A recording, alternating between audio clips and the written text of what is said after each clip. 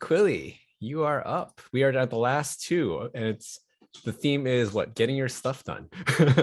Yeah, pretty much. I think that's a theme for the last three talks, mine included. Yeah, I shall go ahead and share my screen. Hopefully everyone can see the I can see slides. it here. It's all Okay, yours. cool. Thank you so much. Hello, everyone. Today I'll be talking about how I sped up the development time of my second commercial game and what I learned, as well as specific tools and processes so that you can do the same. A little bit about myself. I'm the founder and developer of Quill Game Studios and also the producer slash director. For a long time, I was the only developer and I guess like the only everything. But now that our team has grown, I've been working a bit on training people. But that said, I still also wear many hats and I've done or am doing a bunch of roles like writing, marketing, editing, and so on. Yeah, lots of hats. In this talk, I will go through the timelines of my first and second commercial game, and then the specific tools and processes for project management and other things that I've learned about and used that have helped me in my reduce my development time. So hopefully they'll be helpful to you too as you develop your own visual novel games. My first commercial visual novel is a visual novel about dogs called A Summer with the Shiba Inu. It's about dogs fighting for social standing in virtual reality arenas. And to date, I'd say it has sold around 10,000 copies since I last checked. It's released on multiple platforms, Windows, Linux, Mac on Steam, and through Radalaika Publishing, also on the various console platforms. I completed the production of the game between, I would say, 3 and 4 years. I started in 2016. But in order to understand how I improved from this first game's timeline to completing my second game in a bit over just a year, this is the timeline of the production of A Summer with the Shiba Inu. In 2016, I started a partial outline, which I didn't complete, but started to write out the first scenes for the planned demo anyway. This is something I think Aremia warned about in her talk, which is not having a complete outline and everything. I also commissioned sprite art, which I didn't end up using. And then in early 2017, I found another artist who would then become the final background and sprite artist. 2 months later, I completed the demo in then Tyranno Builder, which is a drag and drop visual novel engine, and launched on Steam Greenlight.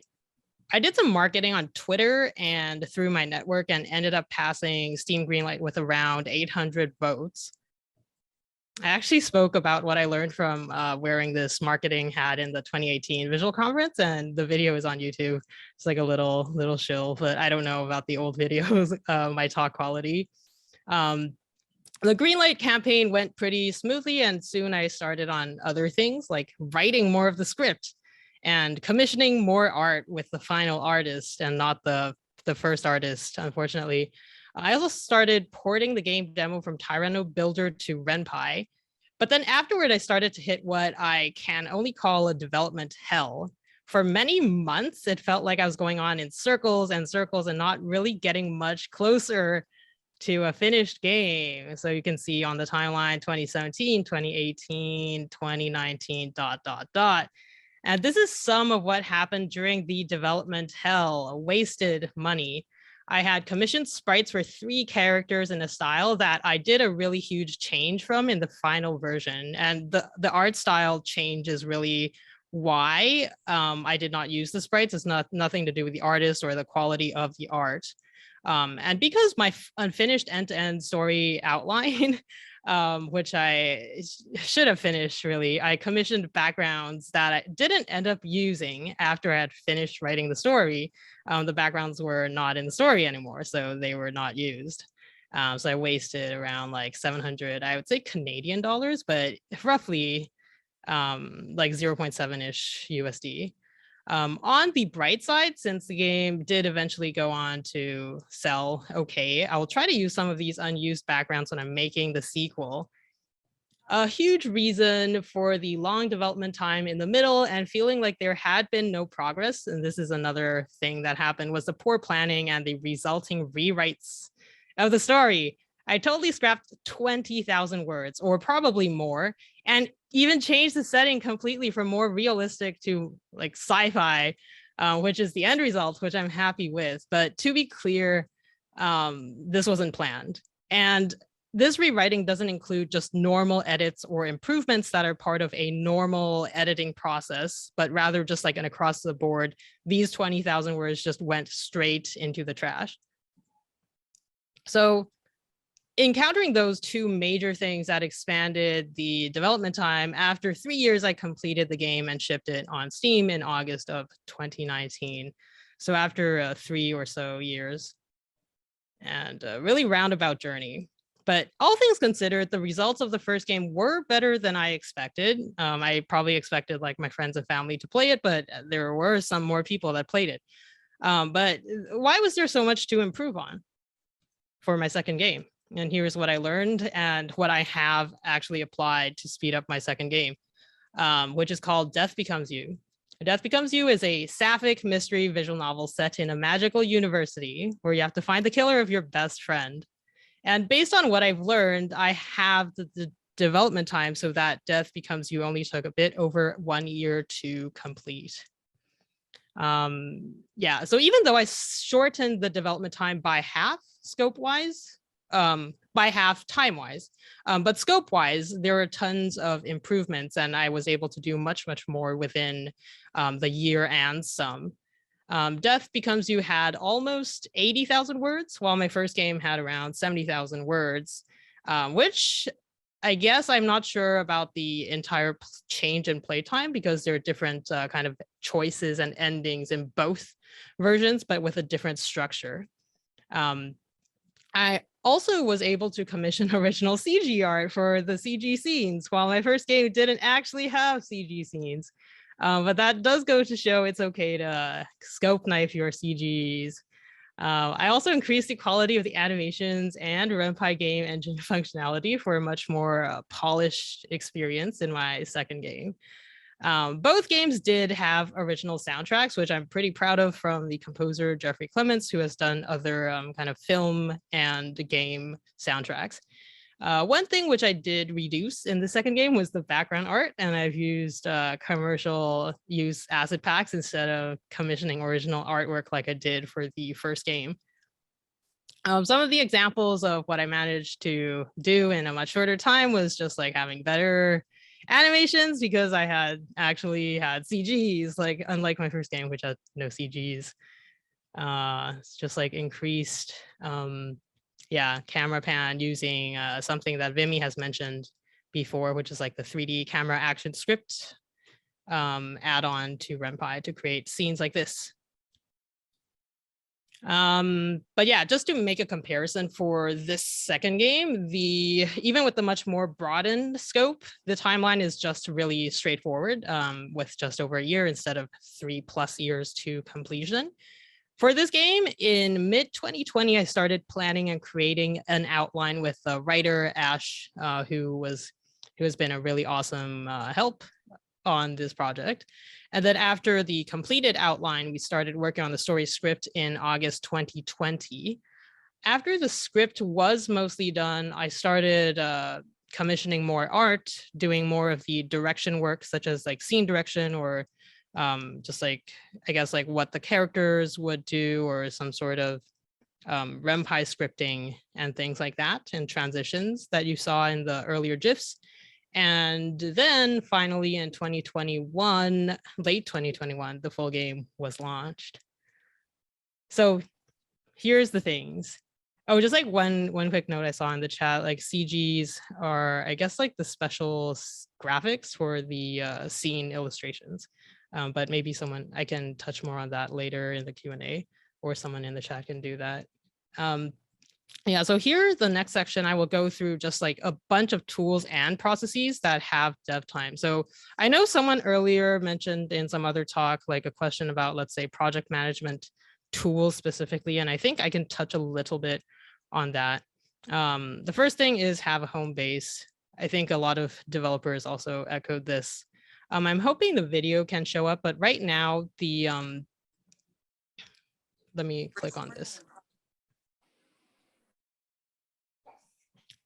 Yeah, so I have like this spreadsheet that basically has everything all in one place, like the script, minus the code, but all the story is in this one place in Google Docs on this one spreadsheet where I can access it by just like doing the link and then having a writing progress, which is like complete or in progress with a drop down menu here. Let me just like pause it, or maybe not. But yeah, like I can link to everything here, including links to other stuff like playtesting notes or whatnot. But all of it is on one place, apart from the, I guess, code specifically.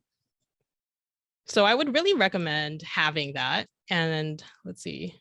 The second thing is I also recommend that people keep the project in as few places as possible. So for my purposes, I try to keep everything on GitHub and also on Google Docs. Google Docs for the home base spreadsheet that I showed a bit earlier, and you can use that kind of format for anything. For your specific project, it might look a bit differently than what I showed. But for the story, I have it all organized on Google Docs. And then this makes it easier to collaborate with other people as well on the non-code front. And also on the art front, I do kind of do both. So I do git check the art assets into GitHub as well, since I am able to. But yeah, I try to keep everything in one place. I don't try to do like, oh, Notion and then Google Drive, or like Docs, Microsoft Office, and then Google Drive. So that makes it really difficult to share and collaborate with other people. And for project management, I specifically, because GitHub, because I guess I started out as a programmer, I'm able to use GitHub for the Kanban board and the project board. So I know that other people use Trello perhaps for managing their projects. But what I do here is like I just split things up into like to do, in progress, and then some sort of done. Have a bunch of really nice tags, like a small feature, or is it an art asset thing, or is it like a narrative thing? Is there sound app? Yeah, this is just what I do. And I try to keep it in one place. So I'm not trying to open like Google Docs and then Trello or GitHub. But I think if people are not used to using GitHub for this, then other things like Trello could potentially work. On the code front, I also like to use GitHub for, and I guess like this is not necessarily, I'm not prescribing GitHub for other types of assets, such as art, but I think using tagging in whatever web platform or local platform of your choice is still going to be helpful. So I'm just showing you what I can do with it, but I'm not necessarily prescribing the use of GitHub as a platform. But I think tagging things with art assets or large features, or is it narrative, or is it like an improvement for these things? Again, collectible screen still kind of ugly as an improvement, but I think having this at a glance allows me as the director to really know like this is a 80,000 word project. Like I cannot just skim through it on my like one Google Doc, or like I cannot skim through it in my one RemPy script. There's like 30 RemPy scripts. So I have to keep stuff in this to be able to create a large scope project without losing my mind, basically. So the second thing I would really recommend, apart from just like having a home base and then also keeping things in the same place and also having some sort of project management and tagging system, is to decrease the friction between writing and coding. What I mean is that like after the story script is done, it has to be fed into the engine. And right now, I know we have some talks on like Nanny Novel, there's other engines. I'm just using an example as RemPy. So maybe this is not the most readable, but instead of using, let's say, like an uppercase full name for which stands for Sophie, and then maybe some other type of like writing format, like, you know, having a colon here, right, which I might do if I'm just writing without doing without trying to put it into an engine or anything. I might ask the writer to write in a format that's just native to the engine. So RemPy will understand that like this line, like SO, which in the program is defined as Sophie, and then like a kind of a sentence with commas will show up in the text box as like one line, in the one chunk in the text box, right? So I think helping the writer understand this engine, or like the collaboration between the script writer and the programmer, like such as using hashtags, which are a comment just like ignored in RenPy, like it helps them include notes that are not programming, but also it requires the programmer to do less kind of changes and manually and copy and paste. So I think this is really important, but I do still like to do the writing in Google Docs because of the strong spell check or whatever else organizational features. So I do still like to not write in RenPy due to those reasons, or just like write in raw code. And of course, you could be working with other people. So this is another thing which I've made, which really sped up my time as a programmer, which is like having an expression scripting guide. So I have like code shorthand, which works in RenPy, but of course in other engines, you will have your other equivalents. And then just like have a huge document with like screenshots. And then this allows me to do line by line expression changes and save a lot of time while doing this, even though I'd added this into the game. I'm gonna share a quick video of what this doc might look like. Each character has like a ton of expression variations, but then as a programmer, I don't want to be looking at the folder on like Windows and looking at the PNGs to look at the names. So I think using this doc shaved a huge amount of time as a developer for me. Okay, let me try to click. Okay, the final thing I'll recommend is to have an ordered process. This is what I guess a lot of other talks have mentioned as well. I guess the summary of this thing is prioritize the complete script. I would say this is my general development timeline now that I've learned, that I've fixed in my second game, but I did not really adhere to this in my first game, which is start with the character design and outline. And I like to have the outlines relatively detailed so that the script doesn't go too off the rails, causing me to scrap 20,000 words when the whole script in the end was 70,000 words, but leaving some breathing room, of course. And then afterwards, writing the full script and then having some loose scene direction. So for example, like scene transitions or locations are still important to think about. So then I can start commissioning BGs and stuff like that. But it's important for many things, like such as commissioning art and even for doing voice acting, which was mentioned in an earlier talk, to have the script really, really solidified at this step 2.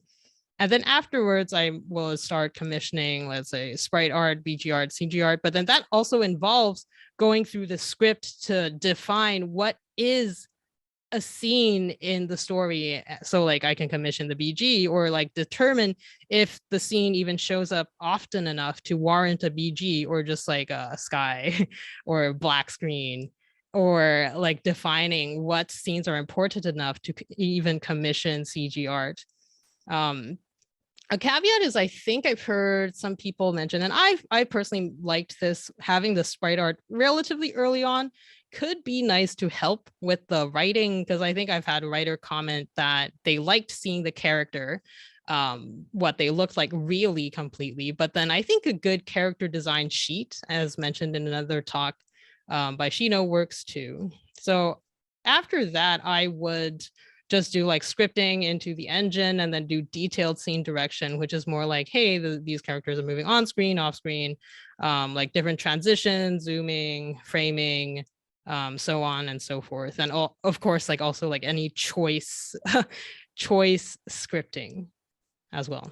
So yeah, because of this, some wasted money went from $700 to, I mean, maybe it's non-zero because I feel like there's some other random music probably pack that I bought that I didn't use, but I mean, it's like nothing compared to $700.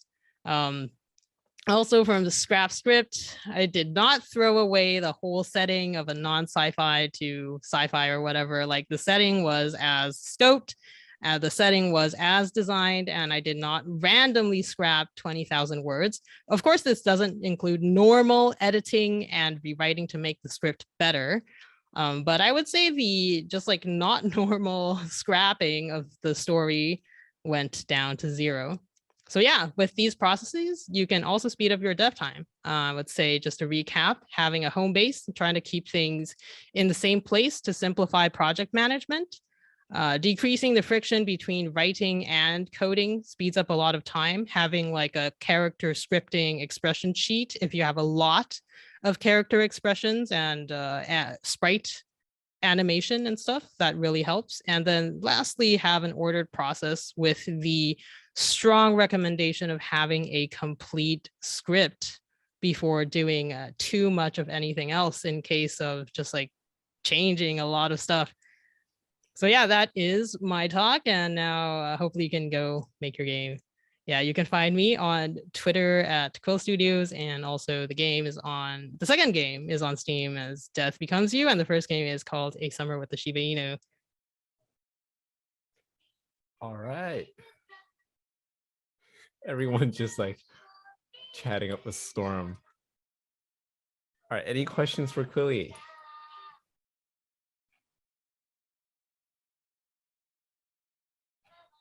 Okay, what was your approach to communicating your project's needs to the soundtrack artist?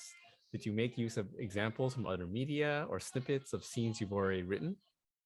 Ooh, yeah, I think this is a really good question. I think for the soundtrack, the process was this: like, I would convey the kind of story setting to the composer. So for the second game, was set in a magical school.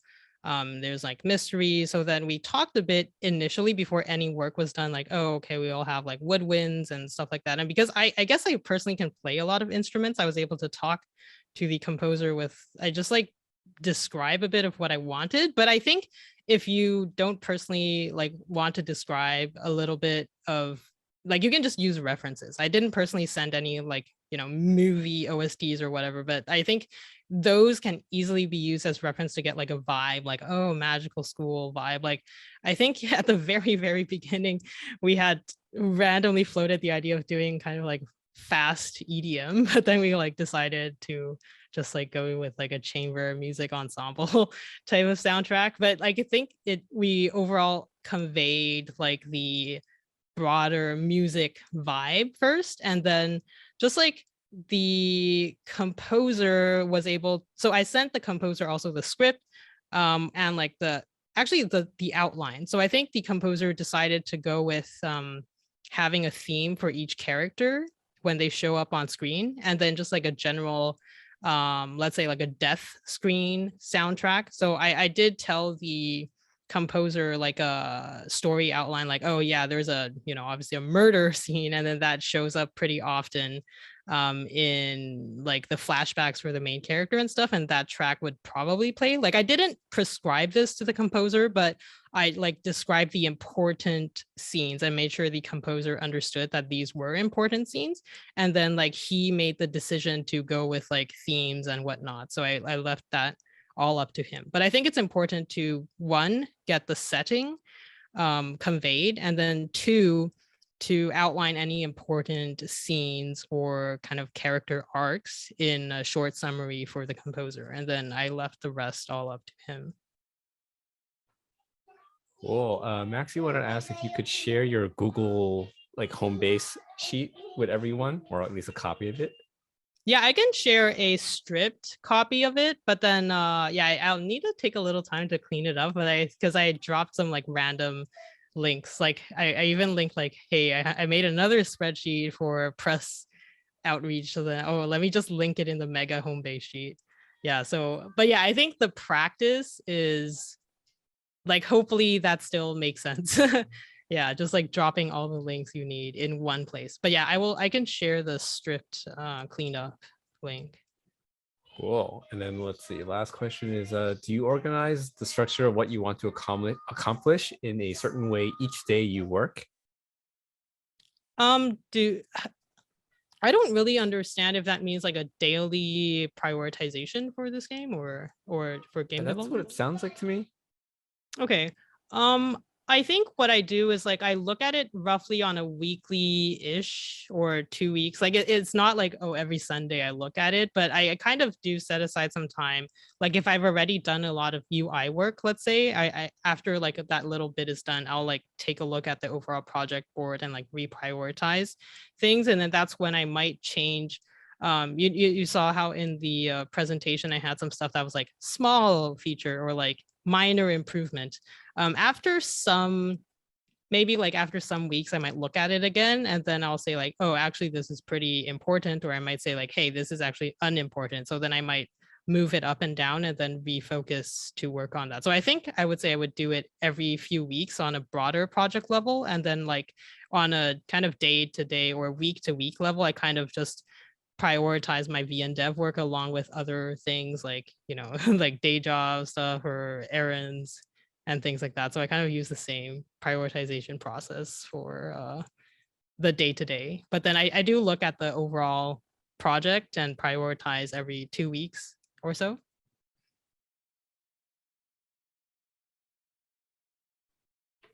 All right. Well, that brings us to our final talk. Thanks, Quilly.